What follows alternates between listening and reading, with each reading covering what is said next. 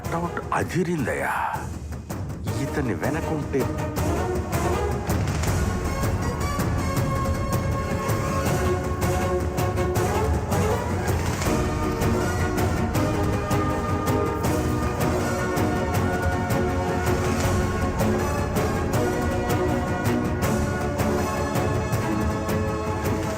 మీ పేరేంటండి? ముత్యాలరావండి.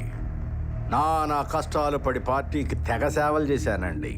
అట్లాంటి నన్ను పట్టుకొని ఒరే ముత్యాలరావా, నీకు జనంలో చాలా చెడ్డ పేరు వచ్చేసింది కనుక నీకు ఈసారి సీటు ఇచ్చేది లేదు, వెళ్ళిపో అన్నారండి. అసలేం జరిగిందంటేనండి, ఓ 100 ఎకరాల భూమి చుట్టూ రాళ్ళేశానండి. అడ్డొచ్చిన 6-7 వేసేసానండి. ఆ మాత్రం కబ్జాలు ఖూనీలు చేయకపోతే మరి ఎందుకండి? మరి జనానికి ఏం చెప్తారు? మన ఊరికి రింగు రోడ్డు అడిగా, నో అంది. మన ఊరికి మెట్రో రైలు అడిగా, థూ అంది. మన ఊరికి చార్మినార్ అడిగా, చీ అంది. ఎర్రిమాలోకం అండి, మనం ఏం చెప్పినా నమ్మేస్తారండి. మీరేం చెప్తారు? దిక్కుమాల జనానికి మనం ఏందంటే చెప్పేది, ఓటేస్తే ఎంత వస్తుంది అన్నది వాళ్ళ లెక్క, సీట్ ఎక్కితే ఎంత నొక్కొచ్చు అన్నది మన లెక్క. ఈ లెక్కలు ఫాలో అయిన వాళ్ళు ఎవరు కూడా ఫెయిల్ అవ్వలే. ఒకవేళ ఫెయిల్ అయ్యానే అనుకోండి, మా నియోజకవర్గంలో 80% మా వాళ్ళు ఉన్నారు. ఒరే మనకు కించపరుస్తున్నారా అని చెప్తా. మన దేశంలో క్యాస్ట్కి క్యాష్కి పడినోళ్ళు ఎవ్వరూ ఉండరండి. సార్, మా ఏరియాలో టెండర్లు నేనే వేస్తుంటానండి. ఓ 50 CR నొక్కానండి. దానికి లెక్కలు అడుగుతారేంటండి? 50 CR నొక్కే ఫ్రీడమ్ లేకపోతే ఈ పదవులు ఎందుకండి? అదీగాక 10 ఏళ్ళ నుంచి ఒకే పార్టీ ఒకే జెండా బోర్ కొట్టేసిందండి. ఈ మధ్య గాలి కూడా పక్కేస్తుందంట. అందుకే జస్ట్ చేంజ్ కోసం ఇటు వచ్చా. మరి జనానికి ఏం చెప్తారు?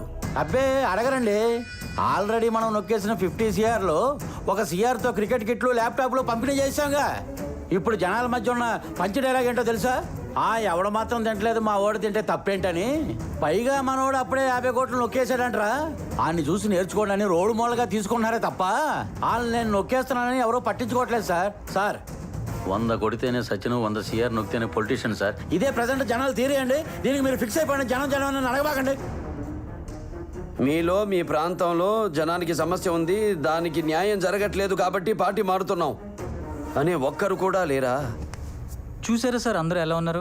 మీలాంటి వాళ్ళు వస్తేనే కానీ జనానికి మంచి జరగదు సార్. రేట్లు మాట్లాడుకోకుండా జనం అంటే లాగులు ఏంటంటే, ఎక్కడున్నాను? ఇప్పటికైతే ఇక్కడే ఉన్నామన్నా. కాసేపు అయితే ఎక్కడ ఉంటామో తెలియదన్నా. కొట్టారేంటంటే ఆ కొట్టడే ఏంటి? ఇలాగైతే వాకౌట్ చేస్తాం అంతే. వాకౌట్ అని నాకౌట్ అయ్యాడు. ఎలా రా? మీ అమ్మగారి వయసు అంతా 70 ఏళ్ళండి. బోరు కొట్టిందని మార్చలేదే? అమ్మని ఎలా మారుస్తామండి? మరి అమ్మ లాంటి పార్టీని ఎలా మారుస్తావురా?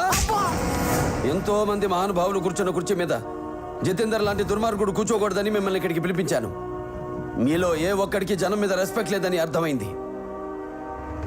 పదవిలోకి వచ్చేదాకా జనం మనం జనం వరం అని కూసే మీ నాలుగు నరం పదవిలోకి రాగానే నరం మారి స్వరం మారి మనం వేరు జనం వేరు జనమే లేరు అని రంగు మార్చే మాటల బేరం ఇక సాగదు.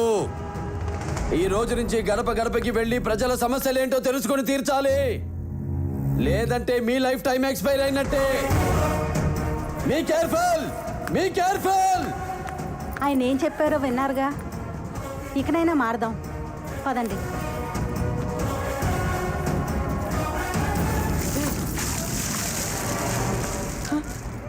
పెట్టా